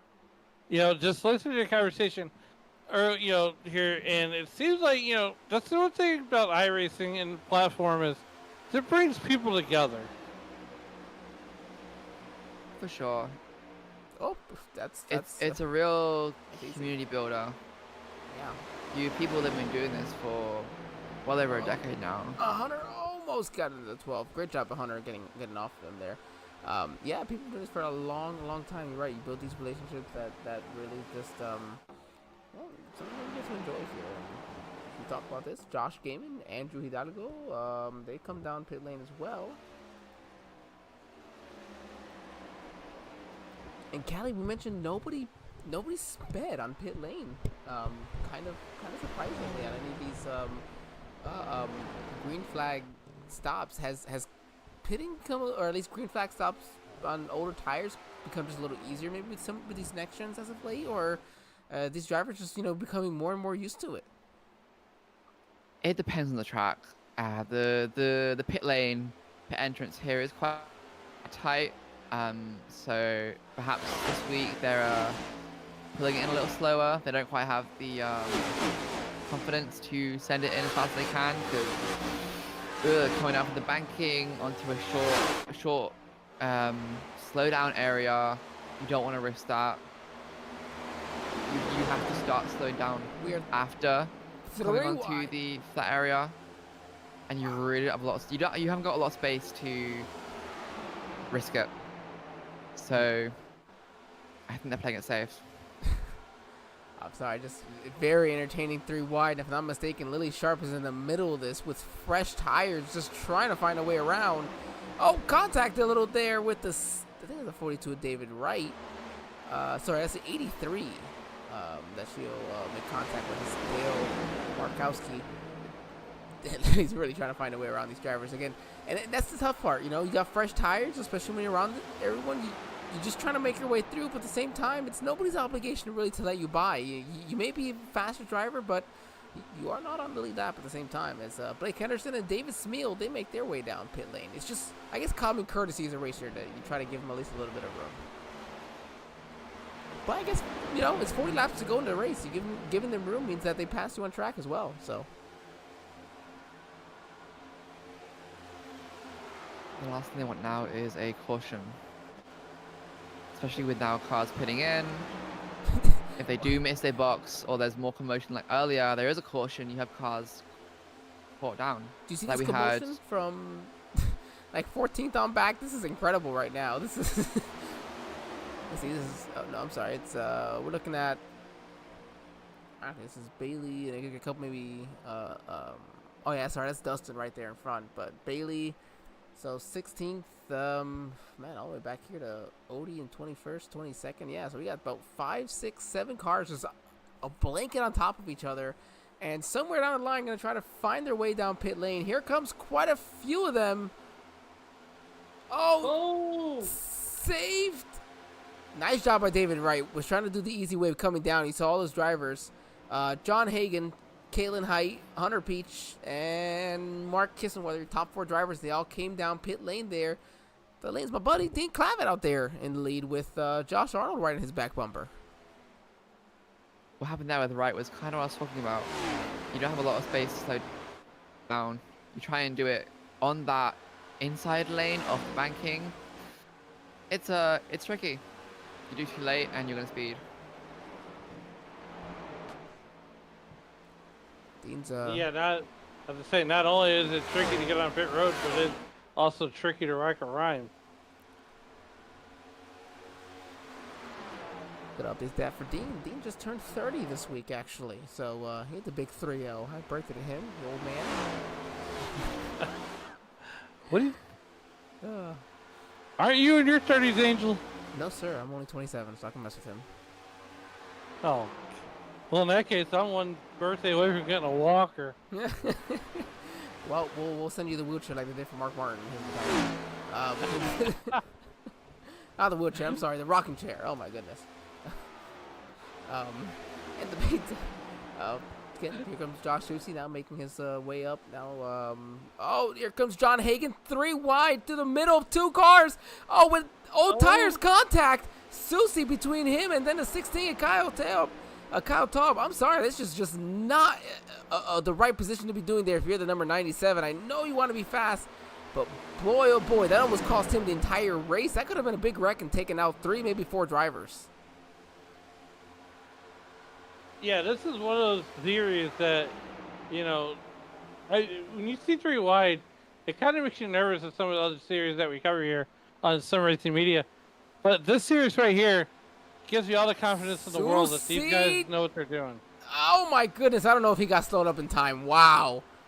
So aggressive. I'm sorry to cut you off. You're right, though. There's some great 3 wide action here. Oh, he did overshoot the pit box just a little bit. Great 3 wide action that you get here. And I think that goes back to actually what we're talking about here with Callie about the opportunity. Oh, excuse me. To race consistently with a lot, not maybe even just the drivers, you know, your teammates with, but just overall with a lot of the drivers here. You have some new drivers, but overall most of the field is raced around each other for a lot of these seasons. And Callie, I think you can definitely attest to that, where it really does allow you to know who you can kind of be aggressive around, and others know, okay, let me go ahead and give a little bit more room. You learn which drivers to be afraid of. That's not what I said. I gotta be nice, Callie. I can't. I can't be mean Angel now. I don't have such obligations. So Callie, does this series get to see like a spicy Angel on the racetrack? Oh, don't ask. Well, that was that one time in trucks. I think you had an oopsie, and I had a date with the wall. Are you talking about my screw ups or me just being frustrated on track? My screw ups, that's fine. I admit to that. Well, let me tell you, that wall was not my friend that day. Ah, well, that's unfortunate. That's just fine for now. We have a car missing the pit lane. Oh. Uh-oh, that's another mishap for a bow tie. 31, Kevin Gibney Jr. Yeah, he's on the wall. Coming into pit lane. He came in too hot and he missed his box. I imagine it's going to be a drive-through penalty. Probably. Here comes Dean Clavitt. Gets slowed down enough. Hopefully, yep, looks like he's good. 50 miles per hour. Same with Jeremy Roth. There comes DeMonte Dotson. That number 47. He will look to lead, I believe. This is his first lap of the day. And he will do so. Richard Odie just about 9/10 behind him. Well, we know Odie's like the one that likes to stay out. Whoa, he's got somebody right to his outside. Very aggressive there. I'm not sure who that was. That's the number 99, Elias. I'm telling you, these are risky moves, Callie. I don't know about you. If when you're essentially a top 5 car, I mean, I know you want your goal, of course, is to win the race, but boy, oh boy, that is a risk that really take you out with no fast repairs. Sometimes you see red. and sometimes you just want to get around the slower car as fast as possible. Like I said very recently, you learn which cars to be afraid of, and you don't necessarily want to be stuck behind that car. You want to get around them as quickly as possible, because you never know when they're gonna have an issue, and you don't want to be involved. That much is fair. That is true. See, 16 Kyle Top. He's gonna go under the one car, Dustin Hall, and Dustin not. Well, Dustin's currently on the lead lap, but he's waiting this out, hoping for a caution to come out, as well as Demonte Dotson, Richard Odie, and Tyler Ratliff, as we're coming down to, well, just about 28 laps to go here in this race, about 227 here in the next one, and well, it's go time for a lot of these drivers, as you can see. Here comes Demonte Dotson, gonna keep it. Oh. That's fast. He's fast. Oh boy, yeah, he might be speeding up pit lane. We'll have to see. Richard Doty does stay out, so he can lead that lap. And Tyler Ratliff behind him, so that just leaves those two drivers along with Dustin Hall for the only three who have not pit just yet here. Let's see, that's 21 drivers, about 21 drivers here on the lead lap as well. Yeah, I'm with you guys though. Whenever you get into a lobby and you just run down the list, and you cringe when you see them newbies in there. You're like, oh great, here we go. Well, a newbie in a racing league does not necessarily mean a newbie on the circuit. It takes a few races to figure out what's their skill level, what's their competence level. Can they be trusted? Can you trust them to be around your door for extended periods of time? Sometimes the answer is yes, and sometimes the answer is no, and more often than not, you find out the hard way. Yeah, you're probably going to find out the hard way. John Hagan, he's going to assume the lead here as Richard Odie takes his car to the pit lane, and somewhere in this, excuse me, John Hagan has just been lights out because he's got a 3-second lead over Mark Kistenweather, Kalen Height, and Hunter Beach. I mean, they were all together, these four drivers. John was just a little bit further up, but he was not 3 seconds up. This is incredible what he's done here in this final run. Between coming down pit lane and really just everything through. I mean, it's incredible. Domination. And his pit lane time isn't any faster. I mean, I wonder really how he got it done. But great job on John Hagan there. And he's pulling away too. He's putting down some pretty fast laps. 31:10. I mean, now we got a long way to go, of course. You got a good almost 40 laps. You have to run about 38 laps, I think. So you can go as hard as you want, but even then, you're still going to cost yourself. I just wonder, hopefully you don't run it too hard, and then really cost yourself at the end of the run where you can't even defend your line either. So if John Hagan wins tonight, him and Dustin Hall will have won 3 in a row. Dustin Hall won Vegas, Bristol, and Kansas in November of 2021 of season 1. Now, the past 2 seasons, the eventual series champion had the point lead after the first 3 races. So that's a huge stat for me. The guy that had the point lead after the first 3 races. Does that make John Hagan even more of someone that's maybe harder to beat on the racetrack? Well, if we look at what's most important is the playoffs and how those run, and most importantly, how they have changed this season. Kentucky is the final round of the season. We have run that race already, and who won that race? John Hagan. Dominated that race. But as the format has changed, it isn't last race, winner takes all. It is a three race sprint to the Cup. Those tracks are Kentucky, Bristol, and Atlanta. So while Hagan has proven himself to be a commanding presence on these mile-and-a-half circuits, Hunter in the leans past 3 on weeks, Caitlin quite a bit. They almost wrecked. That does invite a couple lap cars to get around them, and Richard Odie, sorry, that's Richard Odie, yeah, just to get around. But yeah, that was, sorry to cut you off on that one, but that was, wow, that was close between Hunter and Caitlin. Wow. In the Championship 8 round, we have 2 traditional, dare I say, racetracks. We have Atlanta as the first round, and we have Kentucky as the final round, with Bristol placed in the middle as more of a wild card race. A lot more interesting things can happen at Bristol, but it is a short track by definition. It's a lot faster, but it is a short track. We have very few of those on this calendar this year. We have Richmond in a few weeks. Does that qualify as a short track? I don't know. Richmond, Yeah. absolutely, I qualify Richmond as a short track. I think it's 1.2 miles, is it not? No, 0.7. No, 3/4 of a mile. yeah, 0.75. Sorry, yeah. Fast playing circuit, hard to remember. So Richmond, so the Southern 500, and Bristol. Those are our only short tracks on this year's schedule. It is very, very intermediate heavy this season. And then John Hagen just Which flexing that strength in it.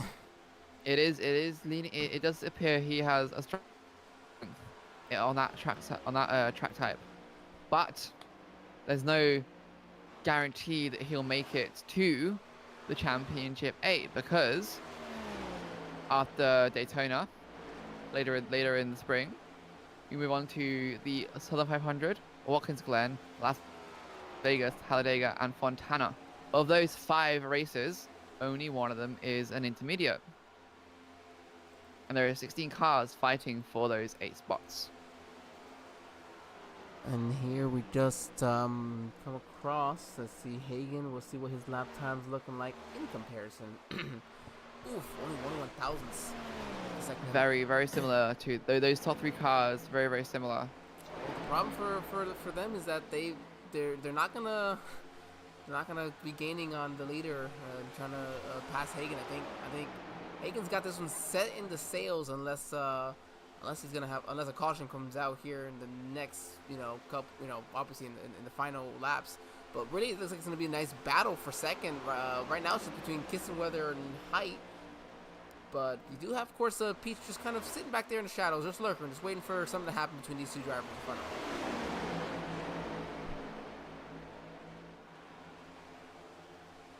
Yeah, 15 laps to go. Caitlin Hyde is, as you said, Angel, just waiting in the wings, stalking the prey of Kissenweather, getting ready to strap on the proverbial hairnet in third one. John Hagen just put 5 an additional lap down for Alfredo Hidalgo.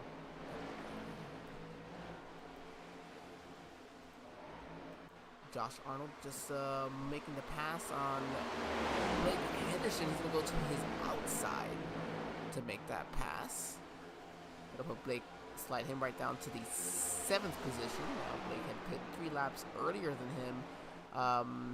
Up 11 spots though, so pretty nice jump so far for Blake. Up 14, however, for Arnold. So good shout out for him, starting 20th all the way up to the 15th spot.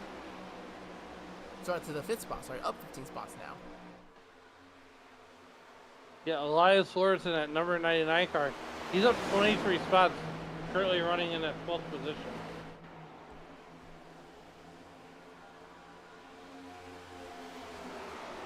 Yeah, 22 spots up. That's incredible. Josh Hussey up 19 right now.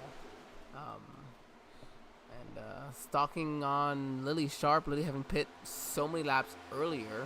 He'll more than likely make that pass pretty easily here soon.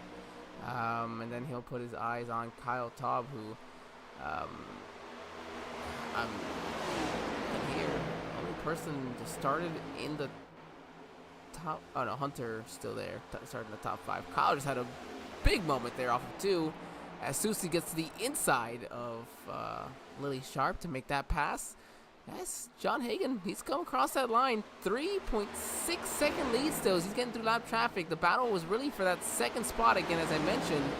11 laps to go. We're coming to 10 to go, and these guys just have knocked out anything on John Hagen. Like he But told this with race for second place is still as strong as ever.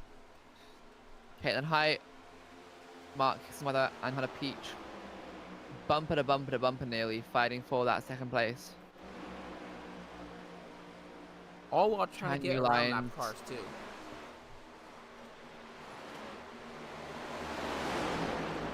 And Richard Odie, he's got about 10 lap fresher tires than them, so he's just trying to get around them as well.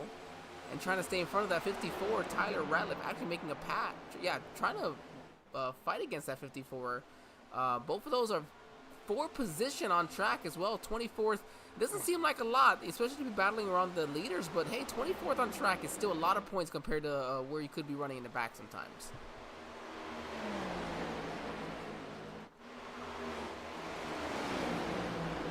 A quick battle on track. Elias Flores making up another spot. 24 now, getting on really sharp there. She goes to the 12th position now. And about to fall to the clutches of Zachary Apperson right behind her.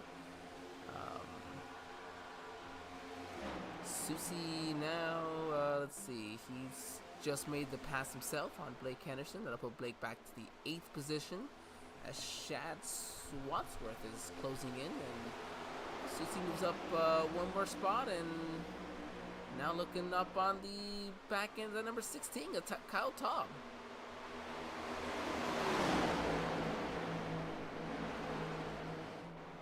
Eight laps to go.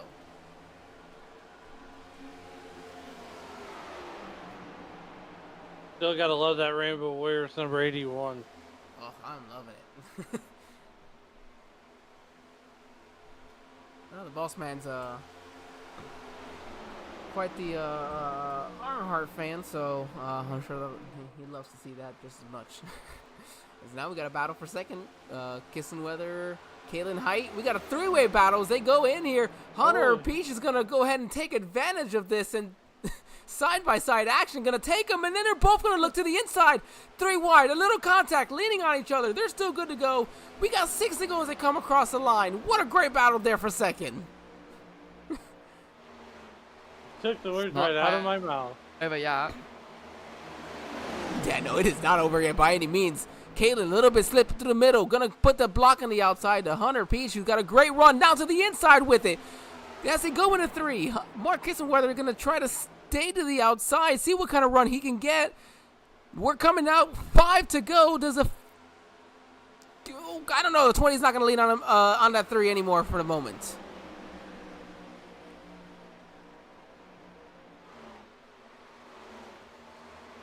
And there it is, 20 contact with the 5. Oh, sorry, with the 3. Just slid right up into the 3, and great car control for Kaylin. Expected is that I am not moving from this spot. Trying to get that runner-up position. Doesn't have anything for Hagen, but Kissenweather right all over. Dives to the inside, trying to make something happen. Nothing doing there.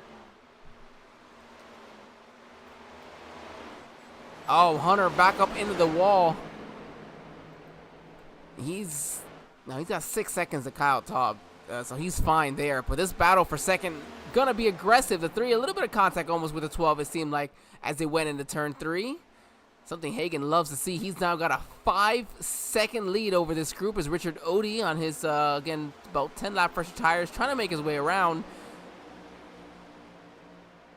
And he's just gonna back off right here, do the smart thing as a lap car. The battle for second stays strong between Caitlin Height and Mark Kissenweather. And hey, you never know what can happen here in the final 2 laps. Something can happen right in front of Hagen. Something can happen to Hagen in here. This could be the battle for the win. You never can stop fighting for it. Absolutely not. Here comes Caitlin Height to the out. Well, out there we go. Cleared. Going to cross over Kissenweather.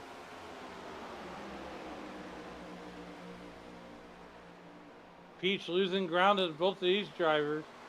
Yeah, after hitting the wall, it definitely was going to cost him some time there. The 3 trying to slide right back in front. 3's very comfortable there on the bottom of the track, it seems like. The 12 trying to find a way to just do something. The 3 you think would try to take away the position. It's not enough. Coming across the line, white flag, John Hagen looking to make it 3 in a row. We'll see what he's got here over the final lap. Back over to the second position because it is still a great battle here between the 12 and the 3. Yeah, these guys are going to battle to the Maxwell House strategy and battle to the last lap, to the last quarter. Caitlin Height on the inside of the 12 car. Lap car 33, Josh Gaiman right kind of in the middle of the way. Does he give the space? They're going to split them. Forget it, John Hagen. You got to call it 3 in a row. Good job for you. And it's going to be a big battle here. Can the 3 hold off?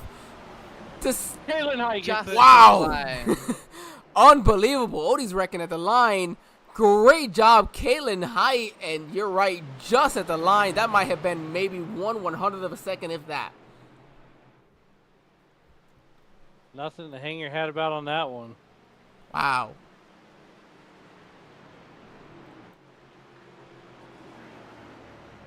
What a great job. John Hagen, we almost didn't get an opportunity to give you a good shout out for that, 3 in a row, but what a great battle we were seeing there for that second position. Angel, I hate to be a pain in the butt. Can we go back and watch that last lap with these two one more time? Yeah, we got to go back and watch that last lap here between Caitlin Height there and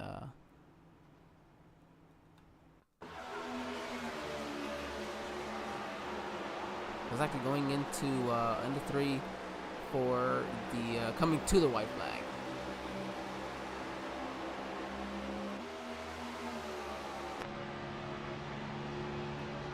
Look at the view from Richard Odie.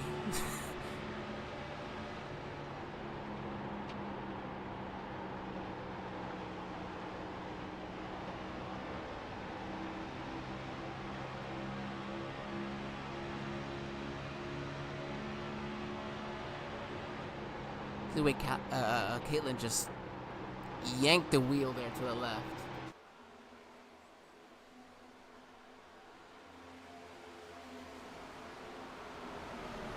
Yeah, on the 3, she just held him off just enough to get across the line. All right, let's go. First, Callie, we want to thank you for joining us here tonight. And it's been it was a pleasure. Worries. A great job. Fun. We'll see if Thank you. It's not my first time in the booth. hopefully we talk to you next week. Hopefully in the booth in a much better fashion for Road America. I would say Road America is perhaps the most likely scenario on this year's calendar. All right, Callie. Thank you so much. We'll see you. Anytime. All right, we'll go ahead and bring in John Hagen to the booth. John, this is Angel and Alan here in the SRM broadcast booth. You got us, buddy. What's up, Angel? Well, we're gonna be 3 in a row. My goodness, you're gonna give anybody else a chance to win one of these things right now? Unbelievable. Actually, we have to update this now. No longer a two-way win streak. John, walk us through because this final run, it felt like they had something for you, but this final run, you just took off here in the nighttime. Why was the nighttime the right time for you? I'm more of a guy who likes to drive the car off the right front, and when it gets colder, the right front's more into the track, and that made it really easy to drive it the way I like to. Earlier in the race, I mean, we weren't really getting full green runs, and I really wasn't able to use what I had saved. And finally, towards the end, we got even to everybody, and I was able to really use my skills to save tires, and it showed toward the end of the runs, and I was able to put distance on the field. And that's how we like to do it. There was quite a spirited battle as well that went on for that second position. When you get an opportunity to go back and look at that, it was a great battle. We almost forgot to come back across to make sure we announced your third win in a row there. But nonetheless, John, it was a great time. Again, 3 in a row. Next week we head to Road America though. What does that fit into the wheelhouse of John Hagen, and can we see a 4th in a row maybe for the first time? I mean, I could sure as hell try. That's the spirit. But no, I'm not. I'm gonna be real. There's better road course racers in this league than me, and I mean, if I do have pace, then I do. But I'm expecting top 10 at the most. So Hey, We'll just do what we can. you're just about guaranteed. You got yourself the wins that you need for the playoffs, so I think you're all right to have a solid day from there. John, who would you like to thank? Give your shout outs to friends, family, sponsors. You got Cody P here. I guess your buddy Cody P here rooting you on as well on the YouTube chat. Shout out Cody for rooting me on the YouTube channel. Let's go, bud. I want to shout out Eli for letting me on the Ascent Racing team. Check him out on x.com/Ascent Racing _ if you're interested in joining the crew and want to learn more about us. Shout out HTL for putting on this awesome league. Shout out my teammates, John, Tucker, Eli, and the other Eli, working with me throughout the race and just being a good crew to hang around with during the race. And shout out Team Conti for putting on fucking. Oh, I'm so sorry. No, Shout out Team Conti for putting on great, great sets. And dang, that was just a mind blank. I'm so sorry to the viewers out who are PG. I'm sorry. This Yeah, is a family show. You caught yourself. You understand. You know what? You're excited, man. Three wins in a row. It's only the second time it's happened in HTL history, and you know what?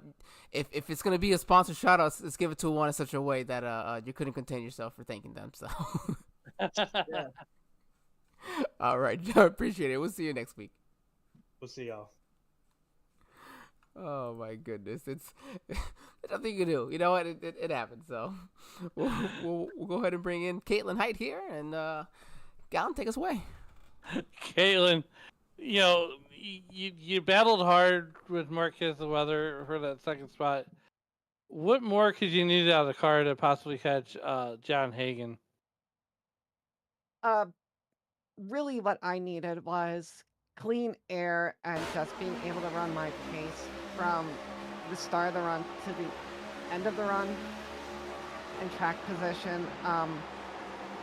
Kudos to Hagen. He just kills it on pit exit during the green flag cycles. I closed in on him coming into the pits, and then I look up, and 2 laps later, he opens up like 2 seconds. So whatever he's doing on the apron is just killing me. And then that entire final run, you saw that I was just there fighting with Hunter and Mark almost the entire time. And it was fun. It just left me with no room to actually, or no room or no tires to actually chase down Hagen. And now we look to Road America and then Talladega after that. What's your thoughts as we get into the meat and potatoes of the season? Really, I just need to start putting down more consistent runs. 2 weeks ago at Homestead, I got involved in a late crash. And then last week, I was just so sick that I had to make an extra pit stop. And I was coughing, I was burning up, I could barely talk. So I just sort of need to start putting in more consistent runs and really starting to build off of the top 5 momentums, start getting a lot of podiums, and next week should really start to play into my hand, but we'll see how it goes. All right, Caitlin, before we get you out of here, is there anybody that you'd like to take that helps you get it done here on the number 3 Chevrolet? Everybody back at Lady Liberty, we put together a really good driver program once again this year, and once we start really getting the results that we're supposed to, it's just going to build from there. All the fans watching here tonight, I think Rain, Bo, Zeke, Hickman, some pretty good friends of mine watching. Callie for stepping in with some announcing, and of course all the HTL admins and you guys in the booth for putting on the broadcast. All right. Well, once again, Caitlin, good job on that second place run, and we'll see you next week at Road America. Right. Thank you.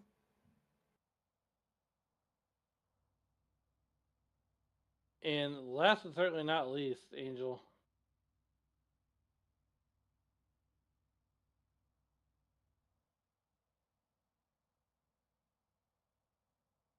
Yeah, I got you.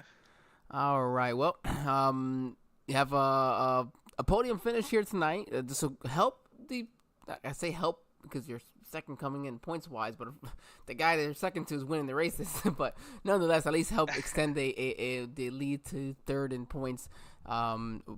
What does this run really feel like for you? Is this what you were expecting here coming in tonight? Were you hoping to? I mean, of course, we're always hoping to win, but did this fall into what you were expecting? I guess. I'm not really. I like Chicagoland's not my strongest track, so I had absolutely zero expectations. I usually just gonna just send it, see what happens, do as best as I can, and I'll take whatever happens. So P3 and a stage win, that's way better than I expected. It was a lot of fun to broadcast. I'll tell you that much. We had a lot of fun up here in the booth. That's for sure. There was some great action. Yeah, you and Caitlin had just a great battle all the way really to the end there. Clean racing, but hard racing where you guys can lean on each other. Walk us through really. Is it the cars? What is it gives you that confidence to really lean on each other that way? Or did it just kind of happen that and it worked out? I think it's just a little bit of everything. The track, multi-groove track. Chicagoland always is multi-groove. Um, the car and the setup was really fun, and you could like really send it in there. And then just between me and Caitlin, just giving each other space and stuff. I can't say it's something. Well, like I said, Alan, I probably would have enjoyed being out there because Chicagoland is definitely one of my favorite tracks. But next week we head to Road America, in which I'll definitely be happy to be in the booth and on the track. What's Road America like for Mark? And is John said he's not? He said there's a lot more road course capable people out there. He'd be happy with top. He feels top 10 would be good. Is this a chance? Do you think to close in on that points lead a little? Yeah, I hope so. I enjoy Road America a lot. I definitely like road course racing in the stock cars a bit. So, um, just gotta keep it on the track, I think, really. And I feel pretty confident in my chances for next week. All right, I like it. I like that. Where's sure you have some friends, family, sponsors, anybody you'd like to thank back home over in Hazleton before we let you go celebrate, or at least you still gotta celebrate the podium finish as always. Yeah, I'd like to thank Coulter's Cards, Go Time Cards, and NJB Designs. All right, perfect. Mark, thank you very much. Have yourself a great night. We'll see you next week at Road America. All right, thank you.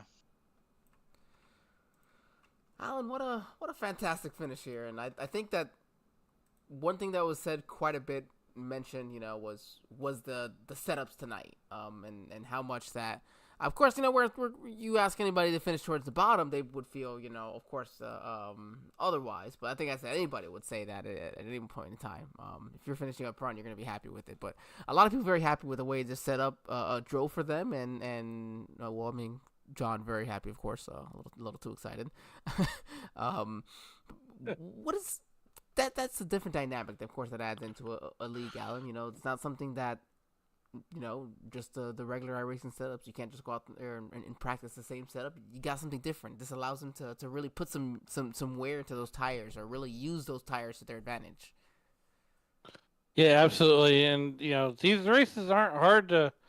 These races are pretty hard to win, and much less run good. So for Caitlin and Mark, Mark Kisenweather, these two individuals are drivers that who battled hard, and here that's second, third where they got them. Yep, that's very I think it's very true right there. We'll go ahead and go over our final results here of the evening, for our full 39 car field. John Hagan in first, of course, for his third win in the row. Caitlin Height in second. Mark Kisenweather third, with Hunter Peach in fourth. John Susi will round out your top five. Kyle Taub there in sixth. Josh Arnold in seventh. Dean Kivett comes home with the 8th place finish, along with Chad Swatsworth in ninth. Jeremy Brault there in the 10th position. Blake Henderson would come home 11th, which was a big 7-spot jump for him. I do almost miss this one. Josh Juicy, and then here Elias Flores. Elias finishing in 13th, would be up 23 spots. The biggest movers tonight between him and Josh Susi, 23 spots apiece. It's incredible. 13th to Lily Sharp, Zachary Apperson 14th, Tucker Sawyer in 15th. 16th would go to Zachary Meredith, Bailey Thompson in 17th, along with Eli Sasek, 18th. 19th, we would have David Wright, Matthew Boone going to round out the top 20, and then Austin Mongold will be the final driver on the lead lap. Alfred Denny in the 22nd position. First car 1 lap down. Richard Odie 23rd. Joshua Gaiman 24th. Tyler Ratliff 25th. Dustin Hall 26th. Dale Markowski 27th. 28th belongs to David Smil Jr. Alfredo Hidalgo would finish in 29th. DeMonte Dotson in 30th. I think Austin Mongold mentioning there in 21st. He was a lap short on fuel. Kevin Gibney Jr. there in 31st. Stephen Oberstadt 32nd. Seth Wansing 33rd. Carmen Sienna 34th. Jonathan Adams 35th. Patrick Oberstadt would finish 36th. Ross Baxter 37th. Gary Donaldson is going to round out the field of drivers that would start their races here tonight in the 38th position. Dylan McDonald would not make an official start in tonight's race. Alan, 145 laps. We had, before we let everybody go, there's a couple things to mention where it was a couple of records for HTL, the least amount of cautions for a Chicago Speedway race, breaking each of the last 2 seasons' records, where there were only 7 cautions. Most laps led by a single driver was 70 last season by 2 seasons ago by Brandon Proudfoot. Hagen Long smashed that one, along with the widest margin of victory, which was 1.56 seconds, which, funny enough, was Dylan McDonald over Caitlin Height in season 3. So Caitlin on the wrong end of the largest finishes in Chicago Speedway history for HTL. And I'm sure that we had we mentioned the qualifying lap as well was broken, so quite a few new things. And I also say the shortest race for this one, finishing in just under an hour and a half, about a full 10 minutes less than the other races we've had in season 4, just 2 years back. So, Alan, I think we had ourselves a great night, great race, and I'm excited to, it might be with you or it might be with Shane come next week for Road America. Yeah, it was a lot of fun. I was so happy to be here with you, Angel, and we're wishing the big dog Shane Lake a speedy recovery as he recovers and finds his voice again. We do wish that for sure. Thank everybody here on the Sim Racing Media Network, HTL Cup Series. We have Team Conti, of course, presenting this to us with their fantastic setups, as of course John Hagen was quite so excited about, and of course Overshot was sponsoring all of our pole sitters, giving them the $5 for that pole. Of course, going to Tucker Sawyer tonight. Thank you again, once again, everybody, for joining us here tonight. We look forward to seeing everybody next week on Monday night. You want to catch me here on Wednesday night? I'll be with the Roughneck Racing Series Xfinity cars.